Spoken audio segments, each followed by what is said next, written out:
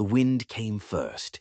It was a cold, sharp thing, dragging snow across the flats like a blade. It found its way under doors and into your lungs, turning every breath into a needle. Above the tiny settlement of Bridger's Hollow, the sky was the color of old, forgotten silver.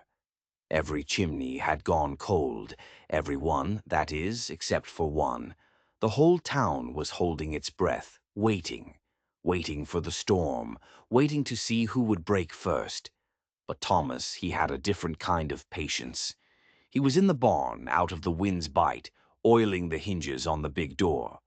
The metal was stiff, complaining about the cold. It drank the oil like a man dying of thirst, slow, grateful. He wiped his hands on an old rag, a motion he'd done 1,000 times. He listened. The storm was gathering itself up on the ridge, getting ready. And that's when he heard it. A knock. It wasn't from the barn. It was from the house.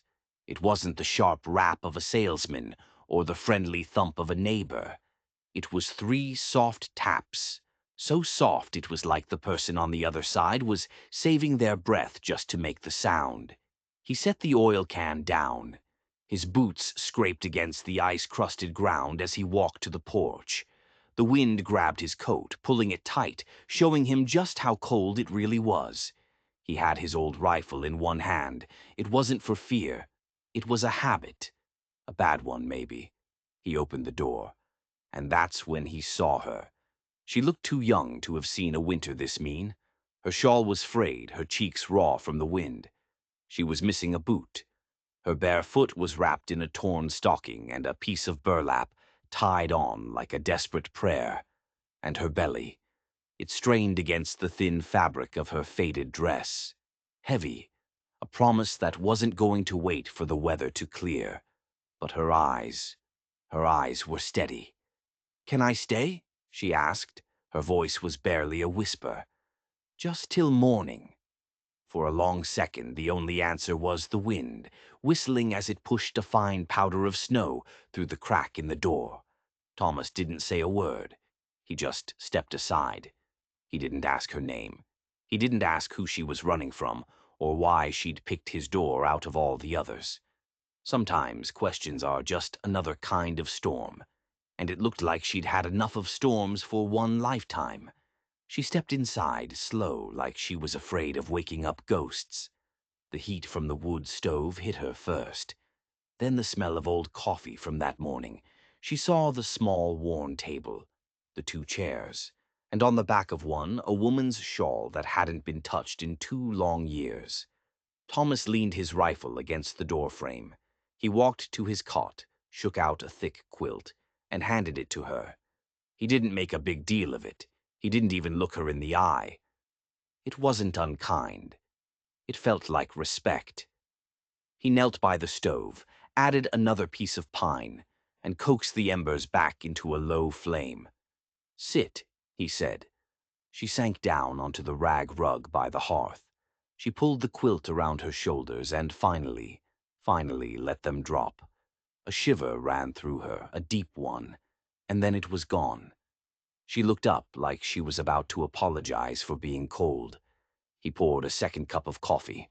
Black, no nonsense. He set it down on the floor within her reach.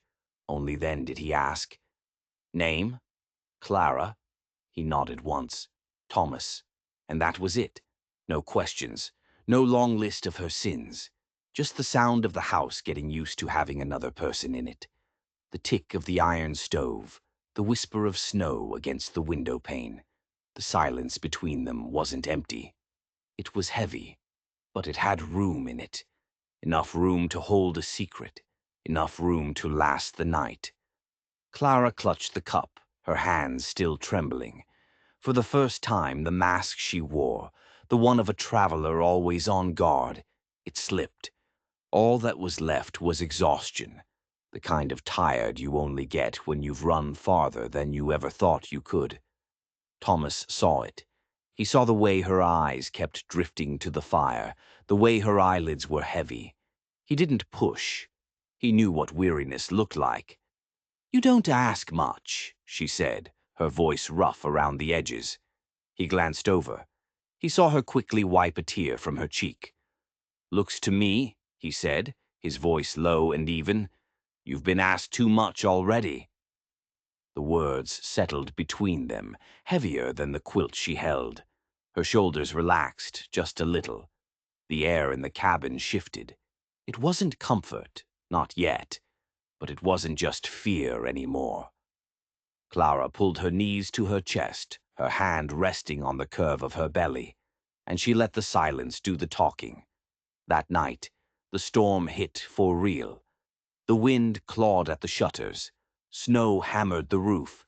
It was like the world itself was trying to tear the little cabin down. Thomas lay on his cot, his boots still on, staring up at the dark rafters. He could hear her breathing, uneven, shaky. The last time he'd heard another person breathing in this house, it had been his wife. The fever had taken her in less than 3 days. Since then, the silence had been the only thing living here with him, a silence that chewed at you. But tonight was different. Even with the world trying to break in, the cabin didn't feel empty. It had someone in it again. The silence wasn't hollow anymore.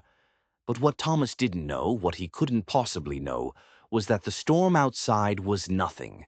Nothing compared to the one that was coming. The morning was gray and slow. The sun looked like it was afraid to show its face. Inside, the stove still had a warm glow to it. Thomas moved in his usual quiet way. He stoked the embers, reheated the old coffee. On the table, he put a plate, 2 slices of bread with a thick smear of butter. He didn't say anything. He didn't have to. Clara stirred on the rug. Her hair was a mess, her face pale. She tried to stand, but her legs buckled under the weight of her belly. Thomas was there in an instant, not rushing, just steady. His hand found her elbow, held it just long enough for her to find her balance. She pulled away, quick, muttering a thank you.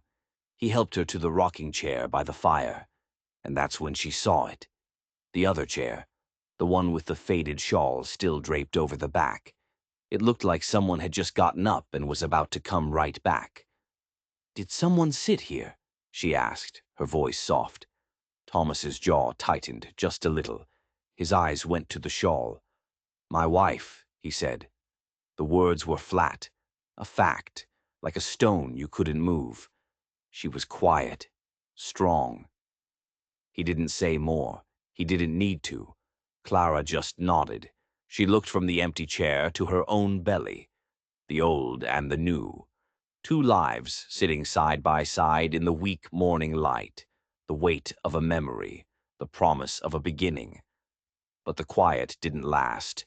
Later that afternoon, another knock came. This one was nothing like Clara's. It was sharp, deliberate, full of judgment before the door was even open. Thomas pulled it wide. It was Mrs. Agatha Purnell, the town's midwife. She was wrapped in so much wool she looked like a walking bundle of disapproval. Her eyes, sharp and sour as vinegar, darted right past Thomas, straight to Clara. "I heard," Mrs. Purnell said, her voice flat. "You took in a stray." The word just hung there in the cold air. Stray. A brand. Something unwanted. Thomas's face didn't change. "Didn't ask for your approval," he said, his voice like cold iron. Mrs. Purnell sniffed. "I'm the only midwife for 20 miles," she said. "Someone will have to deliver it when the time comes." She didn't wait for a thank you. She just turned and stomped back into the snow, leaving tracks like dark bruises. Clara's gaze dropped to the floor. "She called me a stray," she whispered. Thomas put his axe against the wall. He wasn't bothered. "Doesn't seem fair to me," he said. Just a simple truth. But it was enough to keep the shame from settling in. A tiny, tired smile touched Clara's lips. Then it was gone. She tried to get up, saying she should sweep to earn her keep. But the broom was heavy, awkward. A sharp spasm of pain crossed her face. Thomas was already there. He took the broom from her hands. "You need rest," he said. It wasn't an order. It was a fact. Clara sank back into the chair, and for the first time she realized something. In this place, with this man, even her weakness wasn't being used as a weapon against her. That night, the wind picked up again. Thomas sat on his cot, staring into the embers. For the first time in 2 years, he let himself think of a sound he had almost forgotten. The cry of a newborn. It wasn't a bad thought. It was hope. Across the room, Clara slept in the rocker. Her hand was curved over her belly. And then it came. An ache, deep inside, a warning. Her eyes flew open in the dark. Something had begun. And the real test was just getting started. The storm was over. The world outside was quiet, buried in white. Inside, the cabin felt different. Not like a fortress anymore. More like a refuge. A place that had held. Thomas set out 2 mugs of coffee, so strong it could strip paint. He put one in front of Clara. She was bundled in the quilt, her eyes watching his every move. On the table he put what was left, 2 crusts of bread, a little hard butter, and half a peach from a glass jar. Clara's eyes went from the plate to the snow-blocked door. "I'll be on my way soon," she murmured, the voice of someone who was used to being sent away. "You don't need another burden." Thomas didn't answer. He just cut the bread, dividing it perfectly in half. He pushed her plate toward her. That was his answer. She hesitated. Her eyes fell on the peach. "I stole one once," she said, her voice thin. "From a preacher's wife. She caught me. Told everyone I was cursed." Her eyes met his, and they were steady now. Cursed womb, cursed hands, cursed skin. People love having someone to blame. Thomas poked the fire. Sparks flew up like tiny angry stars. He didn't turn around. "Eat," he said. The word was like iron. It wasn't pity. It was a command to defy the lies that had chased her all this way. Clara picked up the bread. And for the first time in a long, long time, food tasted like more than just survival. It tasted like the beginning of something. The quiet of the morning didn't last long. The sharp, practiced knock came again. Thomas opened the door. It was Mrs. Purnell, the midwife. She shoved a bundle of cloth into his hands. "Towels," she said, her voice clipped. "She'll need them soon enough." "Don't mistake me," she added, her eyes darting to Clara by the fire. "I don't approve. But a baby comes when it comes." Her voice dropped, turning into the low, nasty tone of gossip. "A girl like that, with no husband. She brings trouble. The townsfolk are already whispering, Thatcher. They say you lost your wife and you lost your good sense right along with her. You keep her here, you're just inviting shame to live in these walls." Thomas's jaw was a hard line. His reply was stripped bare. "Shame's only there if you let it in." Mrs. Purnell blinked. She was expecting a fight.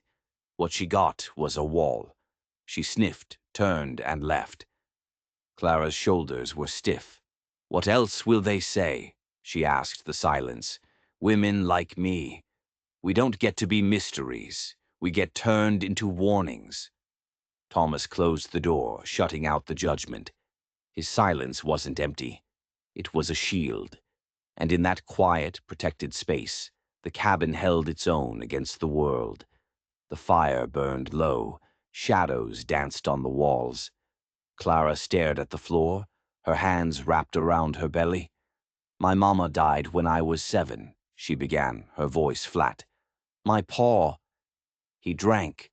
One night he just didn't come back." Her jaw tightened. "The men who found me, they decided a girl with no family was a girl who was theirs for the taking. They said I asked for it." Her voice didn't break. That was the worst part. Thomas didn't move. He just listened. His silence was a container, holding her story without judging it. "I walked for 4 days," she said, her gaze drifting to the frosted window. "Begging, stealing, heavy with this child. But no one cared. They just whispered it. Cursed, cursed mouth, cursed womb, cursed skin. They needed someone to blame, and I was easy to find. Her breath hitched just once. The only sound was the fire popping. Then Thomas got up. He went to a small shelf and took down a little bundle tied with string. Dried lavender. It smelled faintly of a summer that was long gone. He placed it on the table beside her. She blinked at it. "What's this?" "The smell helps," he said, his voice low, "when the pain comes." She lifted it to her nose. The scent was like a memory of peace. Something in her face softened. "Your wife?" He nodded once. "She was quiet," he said. "Not soft." Clara managed a faint smile. "Sounds like someone I would have liked." But a little later her pride got the best of her. She insisted on sweeping. With every slow drag of the broom, her breath caught. She was trying to sweep away more than just dust. She bent too far. Pain, sharp and sudden, shot through her. She gasped, stumbled, and fell to her knees, her arm clutching her belly. Thomas was there in a second. His hands hovered, not wanting to grab her, not wanting to shame her. She tried to push him away. "Don't," she whispered. "I'm fine." "You're not," he replied. His voice wasn't angry. It was just the truth. And the fight went out of her. "I hate being a burden," she said, the words cracking. Thomas crouched down, meeting her eyes. "It doesn't matter what you hate," he said, his voice steady as a rock. "I'm carrying it anyway." Something flickered in her eyes, a war between years of distrust and this one small spark of hope. She blinked, and she nodded. He offered his arm, and this time she took it. He helped her back to the rocking chair. That night the fire glowed bright. Thomas sat at the table, his knife moving over a small piece of wood. Slowly, a shape was appearing. A little horse. Each cut was careful, almost holy. "Did you bury her nearby?" Clara's voice drifted across the room. His knife stopped. "By the willows," he answered. She looked toward the window. "I think if I had a place like that," she said softly, "I'd rest easier." Thomas didn't say anything. He just finished the little horse and placed it on the mantel next to a carving of a willow tree. A tiny piece of grief turned into a promise. The fire settled. Clara sat in the rocker, her hand on her belly. The child inside kicked a sharp little jab. A tired smile touched her lips. "She moves when I talk," she whispered. "I think she knows I'm still trying. If she comes safely, I'd like to name her Hope." Thomas leaned against the mantel, the carving knife still in his hand. "Hope? Why that?" Clara looked right at him. "Because hope is thin. It's fragile, people mock it. But it's the only thing that keeps you breathing when everything else tells you to just quit." The words landed in the quiet room like seeds on frozen ground. A fragile bridge was built between them in that silence.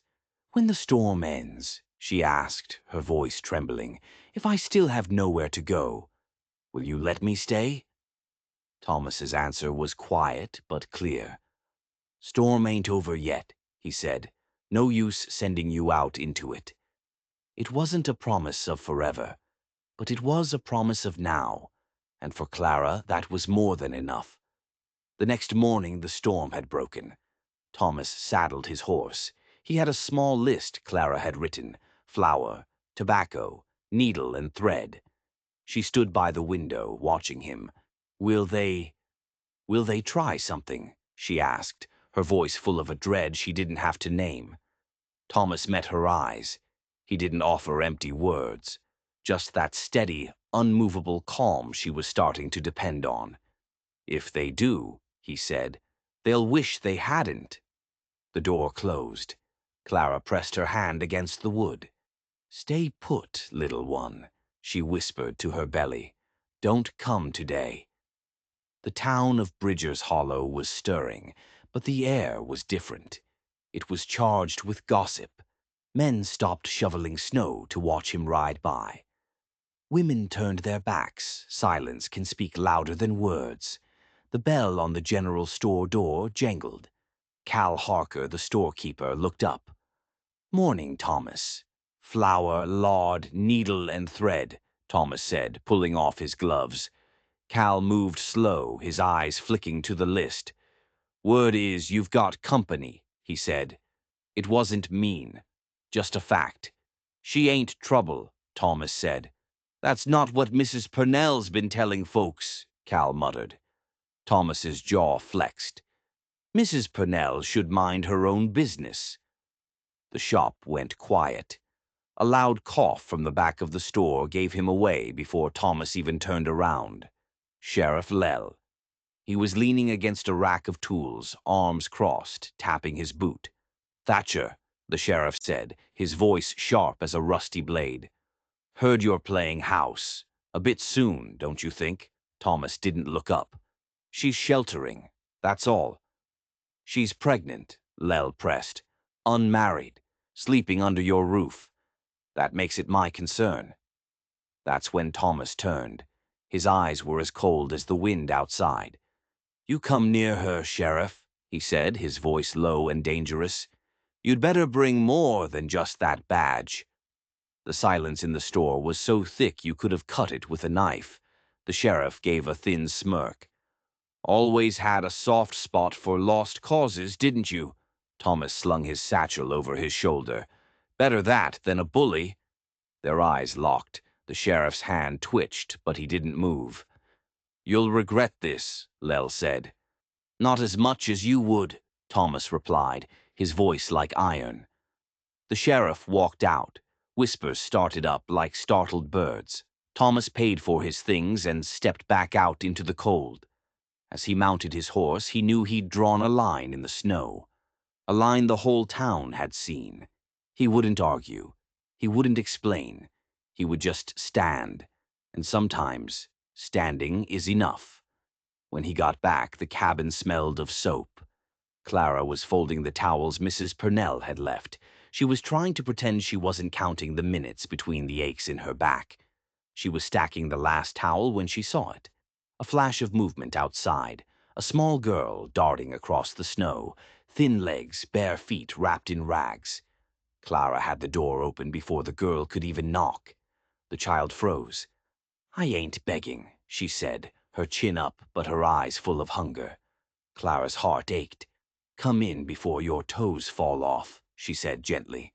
The girl slipped inside, hovering by the fire like she expected it to disappear. Clara cut a slice of bread and handed it to her. The girl ate it like a wolf.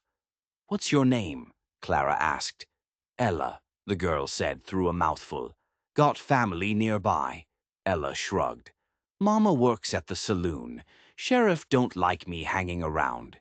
She looked at Clara, sizing her up. Clara just nodded. She took an old shawl from a peg and draped it over the girl's shoulders. Ella clutched it. Her tough girl act slipped. She looked at Clara's belly. "You gonna give the baby away?" she asked. Clara was stunned. "No. Why would you ask that?"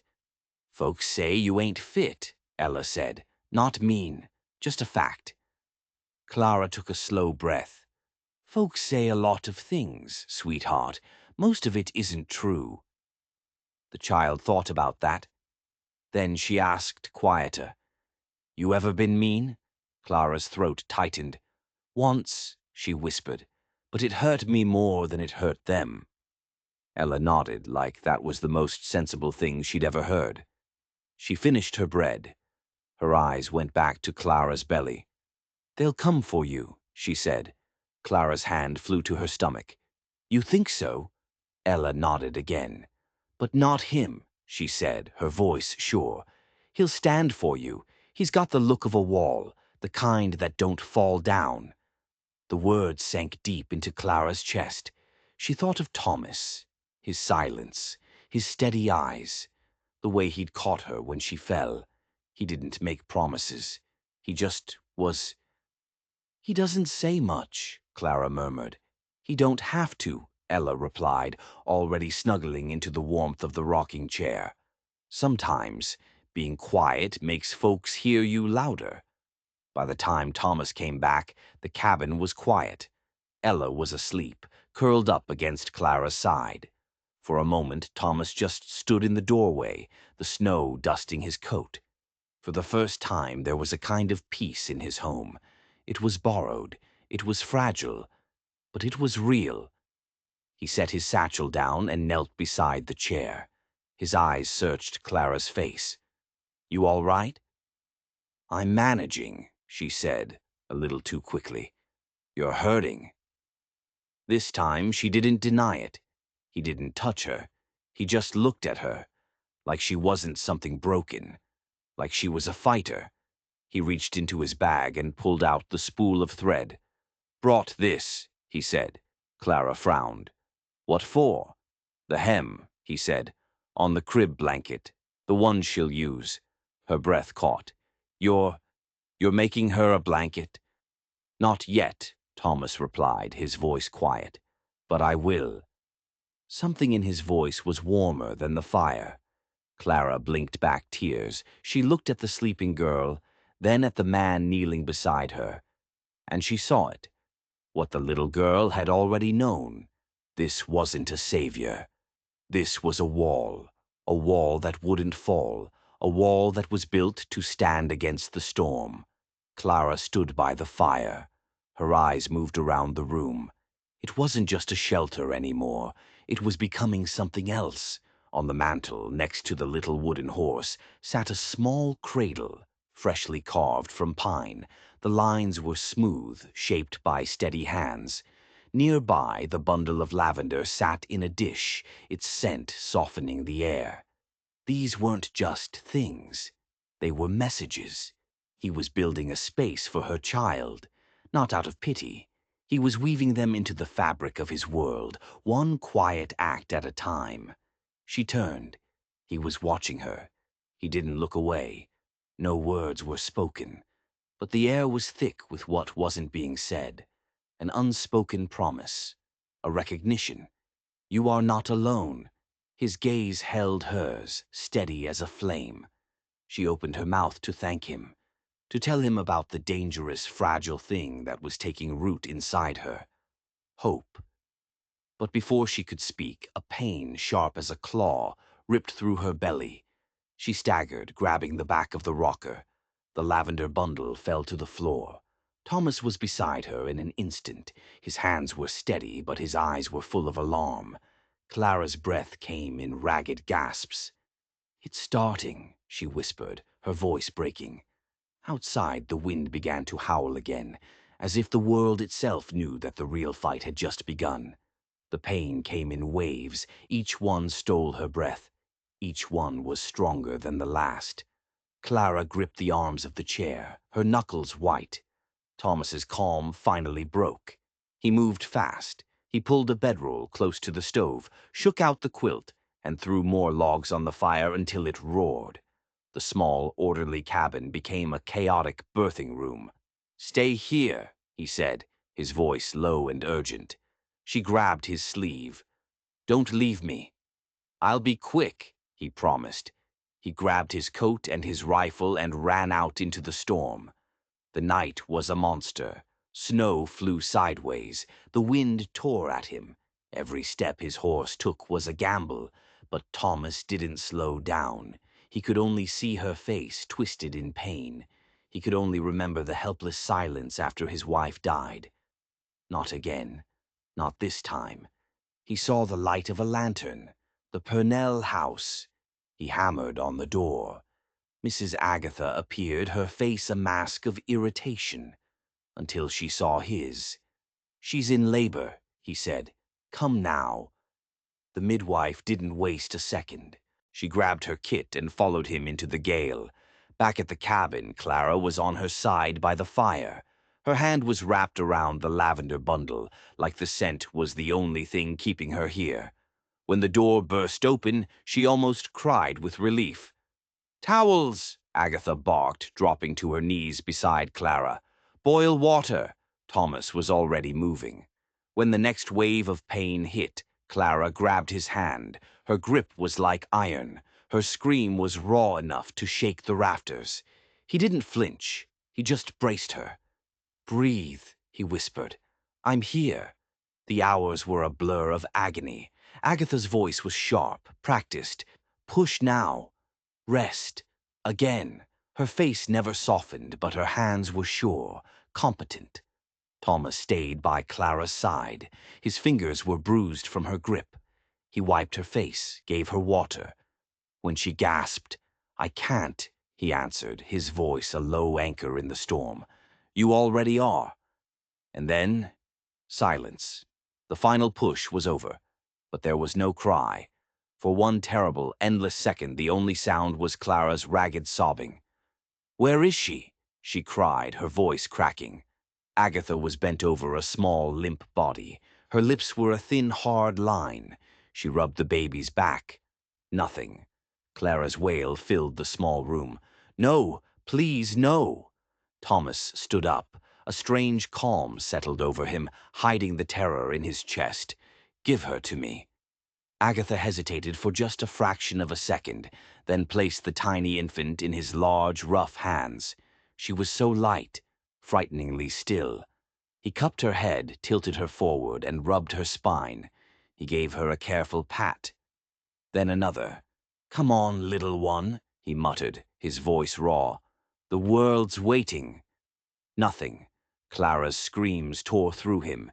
He tried again, stronger this time, gentle. For a breathless moment, even the fire seemed to hold its breath. And then, a sound. Thin, broken, but real. A tiny gasp, then another. And finally, a shrill, powerful cry ripped through the cabin. A sound sharper than the wind, louder than the storm. Thomas's head fell forward. His shoulders shook with the breath he didn't realize he'd been holding. He turned, his eyes wet, and carried the wailing baby to her mother. Clara reached out, her hands trembling. She cradled the child to her chest, tears streaming down her face. "She's here," she whispered over and over. "She's here."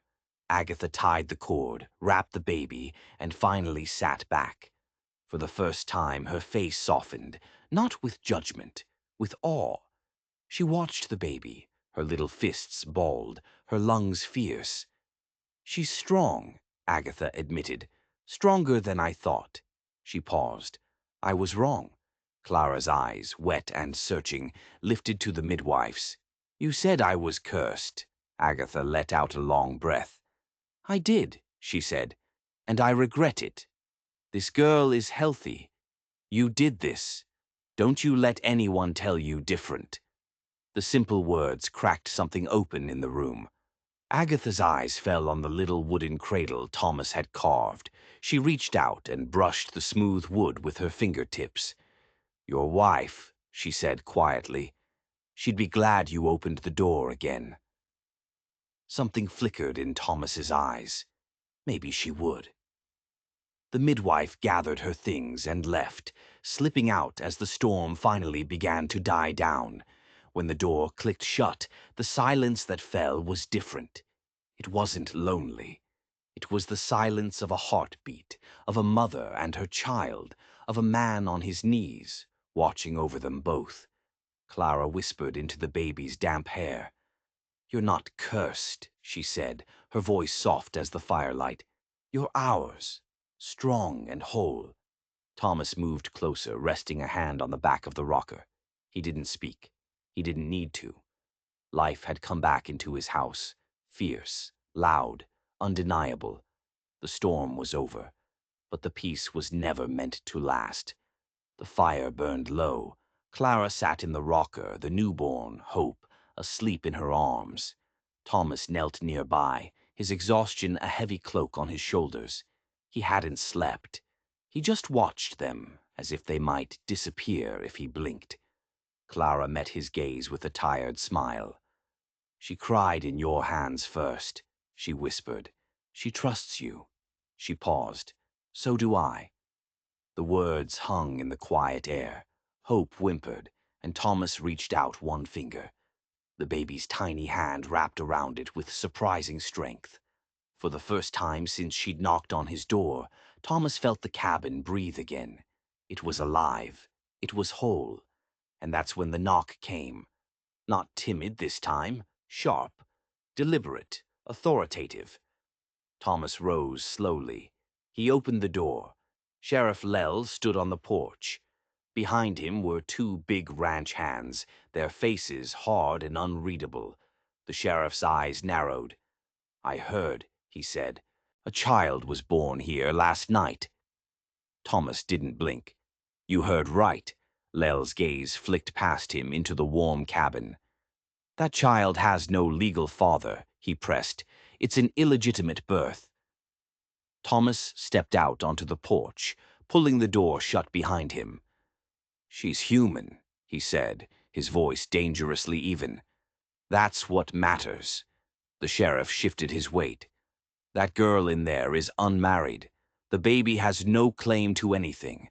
That makes her and the child subject to a county inquiry. They could be removed." The threat was clear. The two men behind him shifted, their presence a silent promise of force. Thomas's answer was like granite. "She's not a subject, she's a mother." "You're siding with a stray," the sheriff sneered. "A girl whose name we don't even know?" Something cold and hard flickered in Thomas's eyes.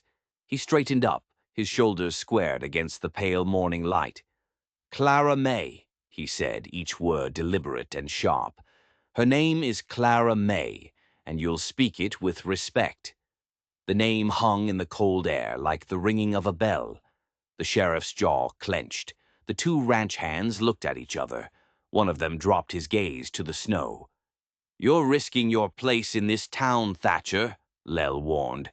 Thomas's voice cut clean through the threat. "Then it ain't a town worth staying in." The silence stretched. The wind rattled the bare branches of the trees. Finally, one of the ranch hands spoke, his voice low but clear. "Let it go, Sheriff."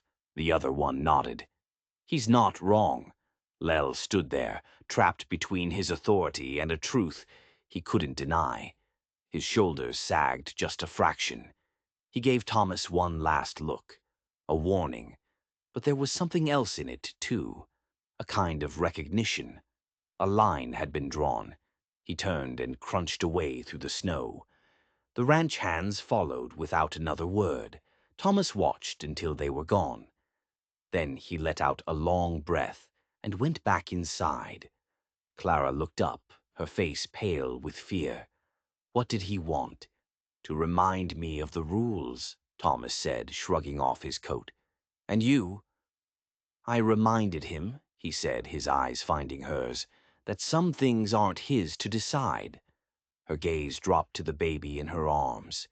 "We'll be watched now," she whispered. Thomas poured a cup of coffee. "We already were." Her voice broke. "I'm so tired of being a story people tell about me." Thomas knelt beside her chair. His hand rested on the back of it, steadying her. "Then stay," he said quietly, "and let them learn the truth. Slow." Tears burned behind her eyes. The silence that followed wasn't empty. It was a choice, the beginning of a place to belong. Hope stirred, her little mouth puckering. Thomas reached out his finger again. She latched on, her grip fierce. A trembling laugh, half relief, half disbelief, escaped Clara's lips. "I can't give her much," she whispered. "You already gave her everything," Thomas replied. Her eyes met his. "I'm scared." "So am I," he admitted, and the truth of it held no shame. Clara rocked the baby, a real smile finally reaching her eyes. "I thought men like you only lived in books." Thomas let out a long, slow breath. "I thought women like you didn't survive real winters." For the first time, a real laugh filled the small cabin, mingling with the baby's soft sounds. Outside, the sun was finally breaking through the clouds. The wind was just a sigh. A fragile peace had settled. The law had come. The town had watched, and they had chosen to stand on the same side of the line. But as the days turned into a week, Clara felt the eyes of the town on them. "They'll never stop whispering," she said one evening, rocking Hope by the fire. Thomas looked up from the cradle he was sanding smooth. "Let them whisper," he said. "If you stay, they'll have to see the truth. That's how things grow. Slow, stubborn, like spring after the longest winter." She looked down at the baby and then reached for a small satchel. From it, she pulled a worn piece of cloth. Stitched into it were the crooked initials DM. "My mother stitched this," she said softly. "They told her I wouldn't live. She gave me my name to anchor me to this world. I want something like that for Hope, something that tells her she belongs, no matter what anyone says." Thomas looked at the old cloth. Then he stood up, went to the shelf, and brought back the needle and thread he'd bought in town. He set it on the table. "Then we'll make it," he said. "Together." Clara blinked, startled. "You can sew?" A faint smile touched his lips. "No," he said, "but you can teach me." She laughed, a soft, trembling sound of relief. Hope stirred between them, her tiny fist opening and closing like a flower. Thomas threaded the needle with clumsy, careful fingers, and as the fire burned low, they bent over the cloth together, stitching not just a name, but a life, a family, bound not by law or by blood, but by the simple, stubborn choice to weather the storm. If you enjoyed this story, don't forget to like and subscribe for more tales from the hollows and the plains, and let us know in the comments. What do you think is the strongest thing a person can build? A wall or a bridge?